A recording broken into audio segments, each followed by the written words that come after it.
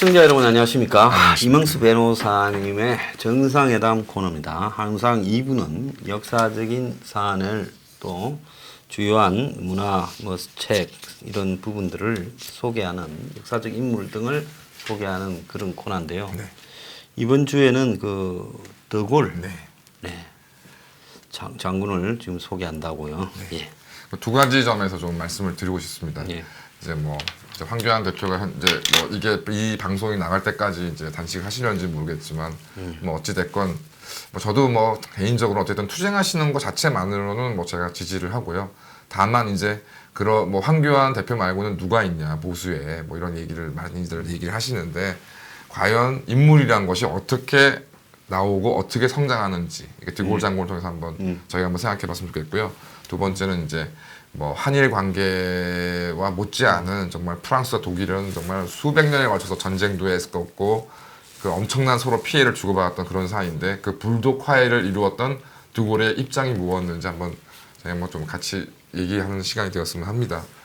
그래서 아시는 바와 같이 드골은 이제 파리는 아니고 이제 지방의 이제 엘리트 집안의 출신인데 이제 그 집안에는 이제 주로 학자들이 많았음에도 불구하고 이제 본인은 이제 군인의 길을 선택했지만 그런 전통대로 이제 그 명문장가로서도 굉장히 이제 그 이름을 날렸던 사람이고 이제 2차 대전 직전에는 이제 그 독일의 구데리안 등과 함께 이제 독자적으로 기갑전의 교리를 이제 사실은 초기에 정립한 인물 중에 하나로서 진짜 2차 대전 사실은 그 독일의 전격전으로 프랑스가 이제 40여일 만에 항복하는 것으로 마무리되긴 하지만 그나마 이제 그 드골이 이끌고 있었던 기갑 여단이 그 롬멜이 이끌고 있는 사단에 대한 측면 반격을 시도해서 독일군이 당시에 굉장히 좀 긴장했었던 그런 작전을 수행했던 사람입니다. 그래서 이제 그런 공로 등으로 인해서 이제 현역 소장 신분으로 이제 국방부 차관에 이제 임명이 됩니다. 이제 전쟁 항복 직전에. 그래서 이제 근데 당시는 벌써 이제 프랑스가 이제 전격전으로 완전히 사실 괴멸된 상황이었고 전쟁 의지도 이제 추락되고 특히 이제 그 나중에 그 친독 정부를 이끌던 페탱 원수를 비롯한 이 사람들이 이제 이러한 어떤 프랑스의 패배는 결국 그 미적지근한 영국, 프랑스만 이용해오는 영국 때문이다 이런 이제 인식들이 강해서 굉장히 반영 감동이 강했다고 합니다. 그래서 이제 그 전쟁을 종식시키고 독일에 협력하자는 입장을 좀 많이 선회하게 되는데 그 중에 이제 유일하게 국방부 차관이 이제 드골 소장이 이제 항전인지를 천명하니까 청칠로서는 참 울며 겨자 먹기로 이제 국방부 차관인 드골을 비행기에 태워서 이제 영국으로 가서 이제 드골이 자유 프랑스 정부를 이제 구성하게 됩니다. 그래서 생각해 보시면 알겠지만 이제 만약에 우리나라에 어떤 이제 어려움이 생겨가지고서 예전처럼 이제 일제시대 때처럼 상해에 어떤 임시정부를 이제 꾸리는데 장관도 아니고 국회의원도 아니고 소장급 이제 사단장급 장군이 가서 임시정부를 세우겠다 그러면 그걸 누가 내부적으로 인정하겠습니까? 처칠은 이제 눈물을 머금고 워낙 이제 프랑스의 지도자 중에는 당시에는 그걸 하겠다고 나서는 사람이 없으니까 이제 드골을 지지. 그리고 당시에 좀 중요했던 게 이제 프랑스의 저쪽 이 덩케르트입니까? 거기 포위에 밖에 있었던 프랑스군은 이제 비시 정부 거기 페탱 쪽에 가서 항복하는 쪽에 섰지만 상당히 많은 한 10만 명 가까운 프랑스군이 영국으로 철수를 했잖아요. 그러니까 영국으로서는 전투병 10만 명이 망명을 와 있고 또 계속 그 사람들이 다시 투입돼 갖고 싸웠지 않습니까? 그렇습니다. 이제 그렇게 하는 과정에서 드골이라는 상징적인 게 필요했고 또 보면 아프리카 북부 지방, 모로코, 알제리, 튀니지 이런 데 다 프랑스 식민지잖아요. 그렇습니다. 근데 거기는 또 프랑스 해외 부대들이 또 심지어 주둔군들이 다 독일 편에 이제 이 비시 정권 편에 충성을 바쳤고 그래서 미군이 그 아프리카 북부에 처음에 상륙할 때 그 튀니지 해안입니까? 그 알제리하고 튀니지 해안에 상륙할 때 보면 토치 작전. 그때 보면 프랑스 군함이 미군하고 격렬한 전투를 벌여가 쌍방간에 사상자가 많이 났어요. 그렇습니다. 왜 군인은 싸워야 된다. 나중에 항복했지만. 그러니까 프랑스가 그랬고 또 베트남, 인도차이나 반도에 그게 또 프랑스 식민지들이 또 있어가 식민지 정권이 또 충성을 하고 그러니까 해외 프랑스의 자원에 대한 입장 때문에 드골은 프랑스의 그 상징적인 망명수반이 필요한 거죠. 네네. 예. 그래서 처칠은 이제 그렇게 이제 뭐 자세한 얘기는 뭐 저희가 제가 잘 모르지만 어쨌든 갈등 속에서도 처칠은 그래도 드골을 이제 프랑스의 대표로 인정을 하는데 이제 문제는 미국의 이제 루즈벨트는 이제 뭐 제가 좀 전에 말씀드린 것처럼 아니 뭐 일개 육군 소장을 가지고 무슨 그보다 더 높은 장군 정치인들이 많은데 어떻게 그 사람을 이제 그 프랑스 대표로 인정할 수 있느냐. 그다음에 어떤 얘기를 들었던 모양입니다. 이후에 이제 드골에서 이제 행동으로 드러나는 이제 어떤 그 프랑스와 자신을 동일시하는 어떻게 보면 굉장히 독재적인이라고 사실 비판할 수 있는 이제 그런 부분들에 대해서 얘기를 들었는지. 독선적 인물이죠. 예. 그래서 이제 그 드골을 무시하고 심지어 제거하려는 시도까지 하게 됩니다. 근데 이제 공교롭게도 당시에 이제 프랑스에 당연히 지금도 그렇지만 이제 좌익 공산 세력이 굉장히 크지 않습니까? 그런데 이제 1939년에 이제 독소 불가침 조약, 그러니까 스탈린이 이제 히틀러하고 불가침 조약을 체결하다 보니까 좌익은 이제 이 전쟁은 그러니까 2차 대전도 제국주의 세력 간의 전쟁으로 규정하고 철저하게 그 레지스탕스의 핵심이 좌익이 됐죠. 프랑스 작가가. 그래서 그거를 이제 차단을 이제 참견을 하지 않다가 이제 독일에 대한 적대감을 드러내지 않다가 결국 나중에 독소 전쟁이 벌어지니까 그제서야 이제 레지스탕스에 가담하게 돼서 그래서 결국은 나중에 이제 그 좌익이 프랑스가 해방된 이후에도 바로 좌익이 이제 어떤 주도권을 잡지 못한 것이 이제 처음에 2차 대전 초기에는 오히려 히틀러에 협조하는 좀 그런 분위기가 있었습니다. 말씀드린 것처럼 또 대부분의 이제 고위 장성들은 친독 패팅 정부를 전부 지지했었고요. 정말 그 드골이 이제 런던에서 이제 그 지내는 그 자유 프랑스 정부라는 것이 정말 상해 임시 정부보다 못했던 그런 대우를 받아가면서 과연 이제 대신에 드골은 전쟁 초기부터 오로지 일관된 이제 반독정 이제 이제 주도권을 내세우면서 세력을 장악하게 됩니다.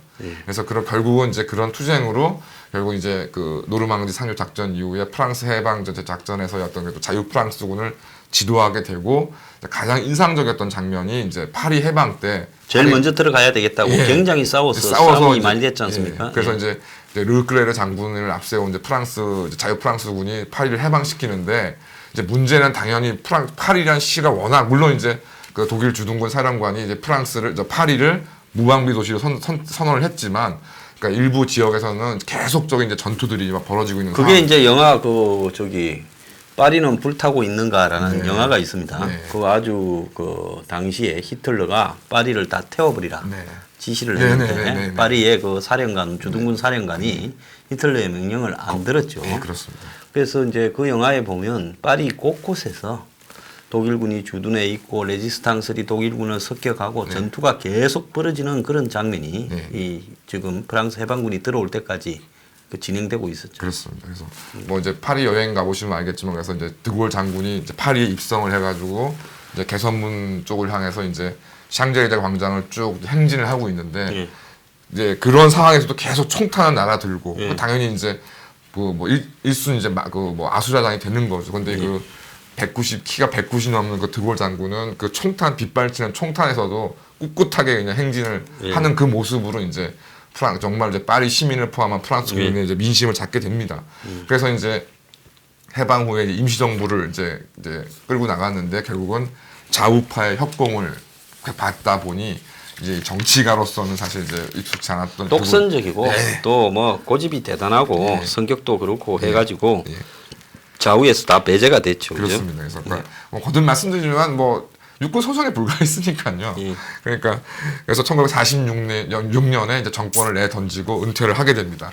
그런 상황에서 이제 말씀하신 것처럼 1946년부터 54년도까지 이제 그 인도 차이나 전쟁, 그 베트남 호지민이 이끄는 베트남 독립 세력과 이제 프랑스가 전쟁을 하게 되는데 결국 이 프랑스가 이제 비참하게 그때 이제 DMBMF라는 전투에서 거의 프랑스군 수만 명이 그 외인 부대. 그렇습니다. 프랑스로서는 그 심지어 독일의 그 SS 친위대 나치 사람들이 프랑스에 항복하면 프랑스가 예인 부대로 간다라는 조건으로 봐줬어요. 받아줬어요. 그래서 프랑스의 아프리카 외인 부대에 독일의 나치 특수부대 출신들이 굉장히 많았어요. 그 사람들이 지금 이 베트남까지 가서 싸웠어요. 그리고 또 알제리인들이 또 그렇습니다. 베트남에 굉장히 많이 가서 싸웠어요. 네. 그런데 프랑스가 작전을 잘못 짜는 바람에 디엠비엠프라는 그 팽지에 네. 완전히 포위돼 가지고 고지에서 거의 지금 특공들이 다 포위해서 공격을 함으로써 결국 고립되어서 공수작전으로 버티다가 나중에 저는 항복을 하게 되죠. 그렇습니다. 그러면서 디엠비엠프 이 패배 이후에 프랑스는 이제 그 남베트남 딱 별도로 독립시키고 네. 발을 빼버리고 네. 그 자리에 이제 미국이 들어가지 않습니까? 그렇습니다. 그래서 이제 프랑스가 이제 이 베트남한테 졌다. 네. 이게 이제 그게 50년대 초반인가 54년에 전쟁이 동시됐으니까 한국 전쟁 끝난 다음에 네. 그러니까 엄청난 치욕이에요. 네. 수만 명의 프랑스 사람들이 포로로 잡혀요. 네. 그래서 얼마나 프랑스의 이 2차 대전 치욕에 이어 치욕이 컸겠어요. 그렇습니다. 그러니까 그때 싸우러 갔다가 포로가 된 알제리 사람들이 풀려 나와가 알제리에 가가 이거 뭐야? 엿도 아니네. 우리도 독립하자. 해갖고 이제 알제리 또 내전이 벌어졌지 않습니까? 그래서 알제리 내전을 다룬 프랑스 영화는 굉장히 많아요. 라스펙인가 뭐 네. 그런 또 영화도 있고. 네. 그래서 이제 알제리 내전이 벌어지면서 프랑스가 알제리 때문에 극도의 혼란 상태에 빠져들죠. 네, 그렇습니다. 예. 그래서 알제리가 이제 1830년 경에 이제 프랑스의 식민지가 됐고 이제 말씀하신 상당히 프랑스화가 진전이 돼버린 거죠. 그렇습니다. 그러니까 예를 들어서 뭐 알베리 까미 같은 사람도 원래 그 알제리 출신인 사람이. 그는 프랑스 사람이 알제리 간 게 아니라 알제리 출신이 프랑스화 된 사람이에요. 그렇습니다. 그래서 그 사람 소설에 보면 뭐 파스터, 예. 우방비 도시, 예. 뭐 그다음에 뭡니까 그 저기 햇볕 보고 살인했다는 이방인 예. 그런 게 다 알제리를 배경으로 오랑 아제 뭐 이런 예. 알제 이런 도시들을 배경으로 맞습니다. 나오는 거죠. 예. 그래서 이제 그런 부분이 있어서, 그러니까 말씀하신 것처럼 이제 지금도 이제 뭐 그런 부양경이 있는데 이제 이슬람을 믿으면서 그래도 이제 아랍 쪽에 가까운 사람들이 있는 반면에 이제 오랜 세월 동안 이제 프랑스의 식민지였기 때문에 나는 알제리 사람이 아니라 프랑스 사람이라고 생각하는 사람들도 상당수가 있어서 프랑스 월드컵 우승할 때 그 10몇 년 전입니까? 예, 지단 같은 경우 지단 전부 알제리잖아요. 예, 그런 아직이 남아 있습니다. 그래서 이런 뭐 인도 차이나 전쟁부터 해가지고서 이제 알제리 사태까지 벌어지니까 이제 프랑스가 완전히 전체가 내전 상태에 돌입하게 되고 이게 이제 1958년쯤 상황이 됩니다. 그래서 프랑스 이걸 견디지 못한 이제 뭐 좌우파의 무능력한 좌우파들은 이 사태를 해결할 수가 없고요. 그래서 이제 결국은 드골 불려라. 예, 프랑스 의회와 이제 프랑스 당 대통령이 결국 이제 드골을 이제 불러와서 정말 말 그대로 모든 권력을 드골한테 진상을 하게 됩니다. 그래서 이게 꼴통들은 항상 골치 아프게 되면 불려놓는 것 같다. 처칠도 그렇습니다. 골치 아프니까 그러니까 도저히 어떻게 할 수 감당 없는 상황이 되니까 좋을 땐 저거 다 해놓고 영국이 처칠을 이제 불렀던 것처럼 프랑스도 정말 그런 상황까지 몰려서 드골을 할 수 없이 부릅니다. 그래서 아시는 바와 같이 제5공화국 헌법, 그래서 독특한 이원 집정제가 사실상 본격 처음으로 이제 진행이 이제 시작이 되고 이제 문제라기보다는 이제 그래서 우파에서도 드골을 열렬하게 환영을 했습니다. 왜냐하면 드골은 누가 뭐라고 해도 보수 우파니까요. 그랬더니 말씀하십시오.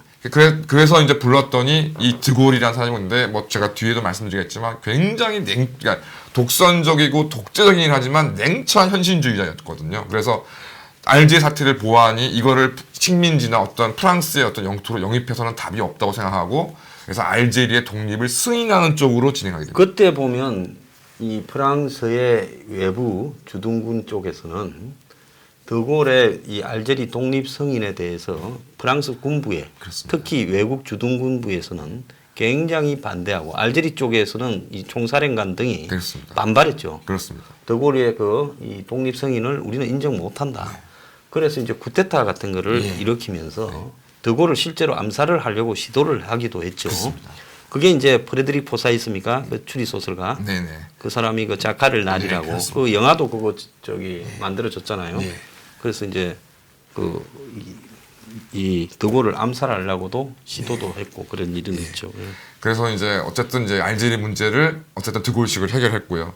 더 이제 골 때리는 거는 이제 미국이 당연히 이제 그 냉전 시대에 서유럽에 이제 그 방위 기구를 설치한 나토가 이제 설치되어 있는데 드골은 이 나토가 프랑스의 주권을 제한하는 거라고 그래서 나토에서 탈퇴해 버립니다. 그 뽕텐벌로 숲이라는 그 뽕텐벌로에 이 나토 본부가 있었어요.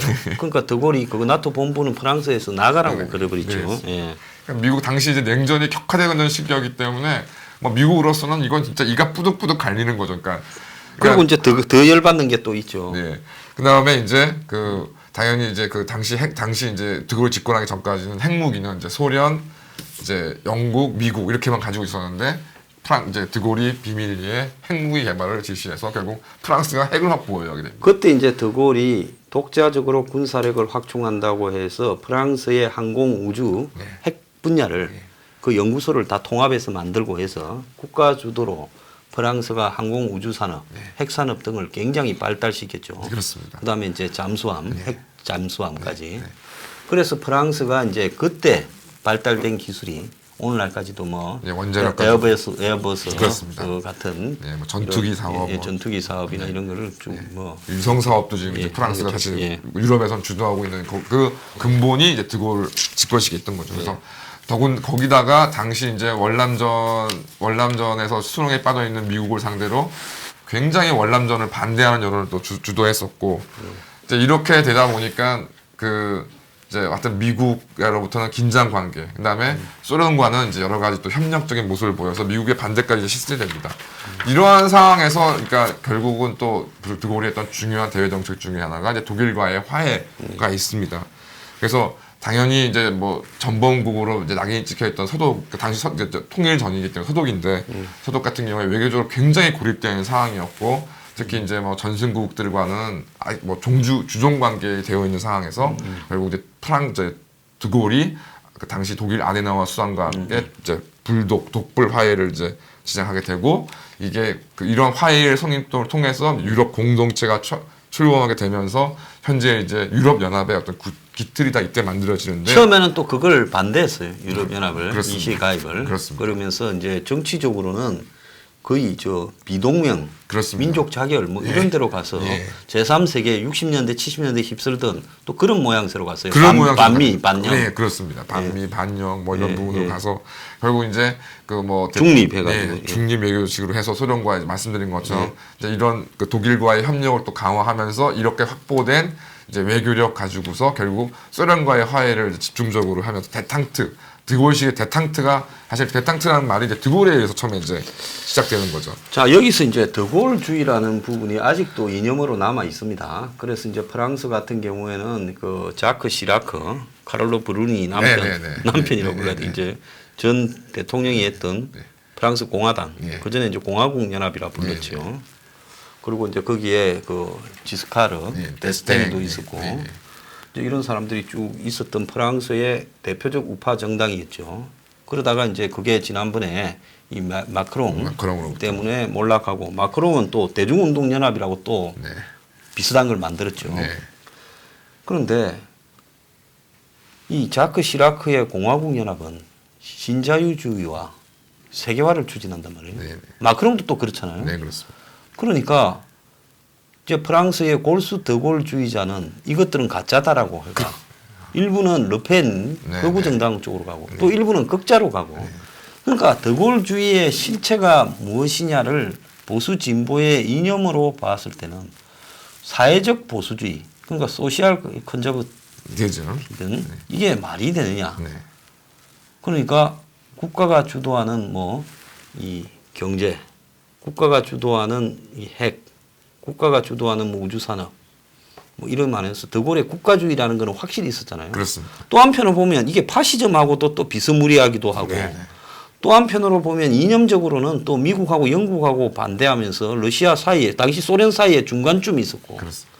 그럼 이거는 또 비동맹인 것 같고 그래서 이 드골주의자라는 것이 사회적 보수주의, 국가 주도주의 뭐 이런 식으로 굉장히 좀 이념적으로는 어떤 이념의 특성보다는 드골의 개인적 특성이 많이 반영된 그런 사회로 프랑스를 만들어 갔던 거죠. 그러니까 이제 뭐 약간 좀 과대망상이라고도 비판을 받지만 결국은 드골의 생각은 오직 하나. 이제 프랑스는 그 지구 최고의 나라고 그 프랑스는 이 세계에서 자기들의 어떤 당연히 받아야 될 영향력을 확보해야 된다는 프랑스 제일주의가 이제 드골의 어떤 머리를 꽉 채운 것이었고, 그러니까 모든 것들이 그래서 이제 이런 독일과의 화해도, 그러니까 독일과의 어떤 항전을 가장 강렬히 주장했던 사람이지만, 이제는 전쟁이 끝나고 프랑스의 이익을 위해서는 이제 독일과 연합해야 된다. 독일과 연합해서 미국과 이렇게 소련을 견제를 해야 하고 된다. 자기들이 이제 프랑스가 중심이 되는 그렇습니다. 유럽을 한번 만들어 보겠다. 그 생각을 한 거겠죠. 그렇습니다. 그래서 오로지 그러니까 앞서 말씀드린 것처럼 자신의 어떤 뭐 기본적인 성향 이런 걸 떠나서 어쨌든 국가 이익을 가장 최우선을 놓고 어떤 면에서 정말 냉철하고 냉정하게 그 어떤 국가 이익을 실현해 사실 움직여 나간 정치인이나 볼 수 있는데, 그래서 그거를 어떤 이념으로 딱 좀 재단하기는 좀 확실히 좀 어려운 부분이 좀 있는 것 같고요. 그리고 이제 뭐 이런 말년에는 이제 1968년 5월 혁명, 이제 좀 나이가 드신 분 잘 모르시겠지만 68년도에 이제 뭐 월남전 반대 운동 등등 해서 이제 학생 운동. 그게 이제 보면 프랑스에서는 뭐 상당히 철학하고도 결부되어 가지고 좀 좌파 성향을 가지는, 이제 미국에는 히피로 갔는데 프랑스는 68 혁명이라고 해서 68년도에 뭐 프랑스의 거리로 당시에 이제 엄청나게 몰려와 나왔지요. 그렇습니다. 그래서 이제 그 사람들이 가진 부분이 일종의 그 이전에 가부장적인 사회에서 탈피 그런 걸 내걸었지 않습니까? 그렇습니다. 이념적으로 그게 뭐 꼭 좌파 뭐 이런 독일에서는 반핵이라고 나왔고 또 미국에서는 월남전 반대로 나왔고, 그런데 프랑스에서는 기존의 기성세대의 어떤 사회적 어떤 관습의 어떤 가부장주의로부터의 탈피 이런 걸 들고 나왔어요. 왜냐하면 프랑스가 비동맹으로 가는데 거기서 뭐 기성세대의 이념에 저항하는 부분이 약해져 버리고 일종의 철학적인 부분으로 갔거든요. 그래서 프랑스에 그게 제일 심했죠. 68 혁명하면 프랑스를 대부분 상징을 하지 않습니까? 그렇습니다. 그래서 이제 이 학생들이 더골은 숫골이다, 털딱이다, 물러가라 이리 된 거 아닙니까? 그렇습니다. 그러니까 전후에 부유해진 세대, 그러니까 전쟁으로 폐허가 됐다가 60년대 이제 말쯤 돼서 이제 전후에 피해가 복구되고 이제 좀 풍족해진 데서 성장하는 대학생들이 이제 그 전후 전전 세대들이 가지는 가치를 다 부인했죠. 뭐 프리섹스도 있고 뭐 동성애를 인정하라도 있고 다양한 게 뒤섞여 있지만은 그러니까 드골은 왜 우리한테 강요하고 프랑스를 이 하나의 인형과 칼라로 몰고 가냐, 물러가라. 이게 이제 아주 사회적으로 대학마다 다 휩쓸어 버린 거예요. 그래서 이제 이른바 신좌파, 뭐 후기 구조주의, 뭐 이런 등등이 이제 요때를 기점으로 해서 됐고, 뭐 요즘에 이제 많은 분들이 좀 관심을 가지는 뭐 그 정치적 올바른 political correctness 이런 부분도 이런 데 기반하고 있습니다. 그래서 이런 것들을 통해서는 그런데 말씀하신 것처럼 오로지 이제 대학생을 중심으로 한 20대 어떤 이런 거에 불과했기 때문에 그리고 드골을 정치적으로 이제 경질시키는 그런 것까지는 나가지는 않았는데, 그리고 이제 이러저러한 문제를 이제 해결하고 뭐 자기 어떤 체제를 강화하기 위해서 1969년 상원대행의 개혁을 안건을 내세운 국민투표를 이제 드골이 부의를 하는데 여기서 좀 부결당하는 일이 벌어지게 됩니다. 그래서 뭐 드골에 대한 물론 여러 가지 뭐 이제 장기 집권을 위한 식사항 같은 거 있었지만 사실 그렇다고 해서 프랑스 국민들이 뭐 드골을 당장 나가라 이런 건 아니었는데, 결국 이제 국민투표가 부결되자 드골은 바로 사임을 하게 되고 고향으로 완전히 은퇴 생활하다가 1971년에 사망하게 됩니다. 사실은 제일 평가받는 거는 이게 제일 평가받는 거죠. 이 사람이. 그렇습니다. 그래서 뭐 독재적이다, 뭐 파쇼적이다 다 얘기할 수 있지만 결국 이제 마지막에는 결국 국민의 어떤 선택에 어떤 자기가 딱 수용함으로써 결국 됐고, 여기 굉장히 이제 유언이 유명합니다. 그 드골이 이제 마지막 사망하면서 유언이 내 장례식은 꼴롱베, 그래서 그 드골의 고향이자 원래 생각했던 꼴롱베에서 치르고 가족과 마을 주민만이 참석하도록 해달라. 정치인과 정부관리는 오지 않았으면 한다. 내 묘비에는 단지 내 이름과 출생 연도와 사망 연도만 기록하라는 유언을 남겼습니다. 그래서 공식적으로는 이제 파리에서 이제 따로 이제 그 국가 원수들이 모여서 이제 어떤 그 국가적인 공식 행사를 벌였지만, 그러니까 드골의 종교적 교회에서의 장례식은 딱 요대로, 그러니까 그 유튜브 같은 거 찾아보시면 보시겠지만 이제 그 드골의 그 관을 실은 장갑차를 개조한 운구차가 그 시골길을 정말 이렇게 조용히 아무런 장식도 없이 프랑스 국 3색기만 딱 얹은 상태에서 그거를 이제 쭉 교회까지 이제 가오고 거기에 이제 당시 그 후임 대통령 데스테인간 대통령이 참석은 하지만 아일체 연설도 하지 않고 오로지 약소한 그 예배만 이제 진행을 했고요. 그래서 먼저 이제 그 사실은 드골의 딸 중에는 장애를 가져서 드골보다 먼저 사망한 딸이 있었는데 그 딸의 묘 옆에 드골이 묻히고 지금도 드골의 묘 비에는 이름과 출생연도 사망만 기재되어 있지 뭐 프랑스의 장군이라던가 뭐 이런 내용은 전혀 기재되어 있지 않습니다. 그래서 철저하게 그러니까 그 공적 인물로서의 저게 삶과 자신의 사적 인물로의 삶이 완전히 갈려서 그래도 자기 인생을 마무리한 정치인이었습니다. 예. 자, 지금 뭐 더교울가 보면 당시 이제 독일, 프랑스 그 불구 대천의 원수 두 나라와 네. 이런 것들이 이제 한일 관계에서 좀 바라볼 부분이 많지 않겠습니까? 네, 그렇습니다. 예.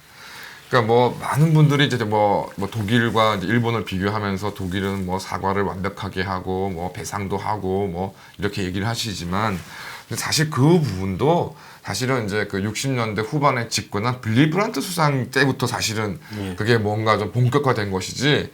그러니까 드골이 이제 그 아데나우어 독일 수상과 함께 불독 독불 화해를 추진했을 당시에는 독일에서도 굉장히 논란이 많았던 부분이었고요. 그러니까 뭐 독일이 뭐 프랑스에 사과를 했다던가 배상을 했다던가 그런 상황이 전혀 아니었습니다. 앞서 말씀드린 것처럼 그럼 왜 드골은 프랑스의 철천지 원수인 독일과 협력을 하려고 했느냐? 거기에 따라 냉정한 판단과 프랑스가 이제 강대국으로서의 자체적인 힘은 발휘할 수가 없고 무언가 유럽에서 어떤 힘을 이제 자신이 어떤 영도에 모아야 되는데 사실 그 주축은 경제적으로 발달되어 있는 독일이고 그럼 독일과 협의해서 독일과 함께 유럽으로 이제 미국이나 소련에 대항해야 된다 그런 냉정한 판단으로 그 프랑스의 외교 전형을 넓혔다는 겁니다. 그래서 지금 그래서 요즘에 드는 생각이 지금 한일 관계를 봤을 때 제가 볼 때 참 좀 근래에 들어서 중요하다는 생각이 드는 게 솔직히 지금의 한국과 일본 지금 어떤 구조처럼 안정된 구조가 있을까? 우리가 역사에서 배웠지만 이제 뭐 물론 전체 일본이 그런 건 아니지만 뭐 일본에서 어떤 그 가난이라던가 이런 것이 극심하게 되면 그 일본 사람들이 이제 외구라는 형태로 해서 우리나라에 와가지고 좀 엄청난 피해를 이제 일으켰고, 뭐 반면에 뭐 일본이 이제 우리가 한창 뭐 그 해방 후나 6.25 이후에 정말 한참 못 살 때 일본 특히 뭐 이제 소장님 잘 아시겠지만 부산 등지에서 일본으로 엄청나게 미량을 갔지 않습니까? 많이 갔죠. 예. 부산, 제주, 뭐 호남 이런 데서는 엄청 갔습니다. 그러니까 서로 그러니까 뭐 우리가 뭐 여러 가지 과거의 어떤 역사적 관계에 있어서 뭐 문제가 있고 지금도 물론 갈등을 우리가 뭐 갈등이 어떤 정당화 낼 수 있는 요인이 있지만 지금처럼 한국도 어느 정도 뭐 일본도 뭐 앞선 이런 경제적인 안정을 구가하고 있는 것만이 오히려 진짜 서로 상호 이익이 될 수 있는 지금 현재 굉장히 구조적인 상황이다. 그래서 여기에 뭐 저는 개인적으로 지금 이거를 근데 그런 구조임에도 불구하고 오로지 어떤 정치적 이익을 위해서 그 어떤 반일 혐한을 추구하는 정치 세력들이 분명히 지금 한국과 일본에 준동하고 있다고 생각하고요. 그러니까 일본에서도 그래서 뭐 제가 뭐 최근에 보니까 야마시타 타로 등 이제 그 연예인 출신의 그 신진 정치인들은 이런 그 아베를 대표되는 이런 혐한 구도, 혐한을 앞세워서 어떻게 무언가를 도모하는 일본의 어떤 구 세력들을 비판하는 입장들이 있고 또 소장님을 비롯해서 우리나라에도 지금 문재인이 하고 있는 말도 안 되는 형식적이고 의미 없고 선동에 불과한 반일에 반대하는 이제 국민들이 많이 있으니까 이런 측면들을 우리가 더 착목해 집중해 나가면은 진짜 지금의 유럽 독일과 프랑스처럼 진정한 협력과 진정한 이해가 구축되지 않을까 생각이 듭니다. 자, 거기서 이제 하나 보면요. 중국이 지금 그 GDP로 2등이고 일본이 세계에서 3위예요. 중국은 13조 6천 지금 이 달러가 넘어가죠. 자, 그런데 일본이 지금 이 5조 달러에 접근하고 있고 네. 한국은 1조 아마 7,200억 달러 정도 될 거고 네. 영국이 5등이고 프랑스가 6등이에요. 네. 둘이 크게 차이는 안 나는데 네. 이게 뭔가 하면 프랑스라는 나라가 아직도 영국이나 독일을 독일이 이제 일본에 이어 그렇죠. 4등이고 5등이 영국, 6등이 프랑스 이제 이렇게 갑니다. 우리가 이제 7등이 인도, 8등이 이탈리아, 이제 9등이 브라질, 한국이 10등, 우리 밑에 이제 캐나다, 러시아 뭐 이러거든요. 자, 이걸 보면 한국이 일본하고의 이런 같은 경제권으로 들어가면서 공동의 이 동북아 민주주의적 질서의 번영을 추구해야 되는데 그러지 못하고 있는 부분이 이렇게 티격태격하면서 중국이나 러시아, 북한 같은 독재 권위주의적인 체제 쪽으로 가고 있는 게 매우 우려스럽고요. 그렇습니다. 자, 이런 부분에는 더골의 현실주의로 바라보더라도 이거는 그냥 반미미, 친미의 문제를 넘어서서 그렇습니다. 한국이 일본과 현실적인 관점으로 미국과 관계없이도 일본하고의 어떤 관계를 우호적으로 갖고 가고 더골이 무슨 이렇게 깐깐한 사람이 과거를 따졌습니까? 그래 따지면 독일하고 프랑스는 1차 대전, 2차 대전 그럼요.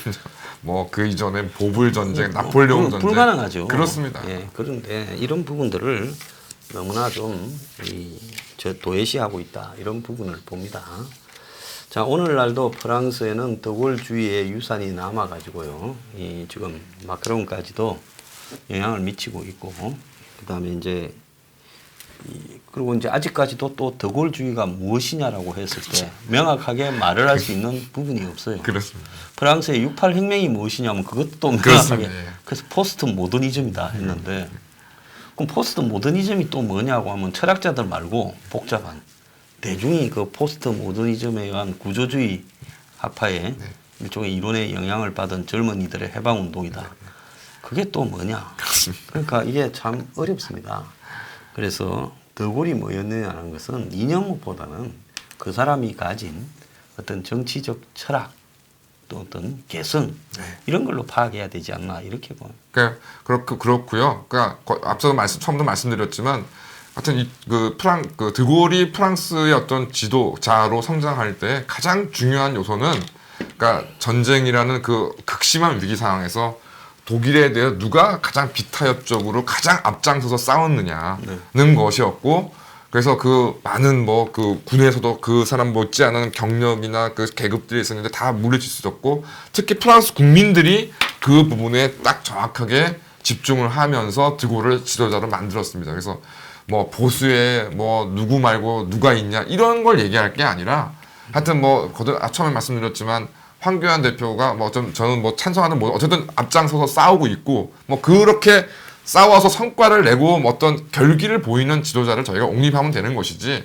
뭐 누구 아니면 안 된다 뭐 이런 상황은 필요하지 않고 육군 소장이란 불과한 사람도 그 독일을 상대로 해서 그 막강한 독일을 상대로 해서도 결국 승전을 이끌어냈는데 뭐 그렇다고 문재인이 독일이나 히틀러도 아니지 않습니까? 그래서 그런 부분에 저희가 눈을 돌리면은 인물은 만들어질 수 있고 성장할 수 있다고 생각합니다. 저 사람 아마 망명 직전에 소장 됐을 거예요. 그렇습니다. 처음에는 준장이었어요. 별 하나요. 예. 예, 그래서 자, 별 하나도 소신이 있는 사람이면 프랑스의 저항의 상징이 되고 또 그랬다가 쫓겨났다가 12년 만에 다시 등장한 아주 드문 어떻게 보면 처칠과 비슷한 부분이 그렇습니다. 있었죠. 네.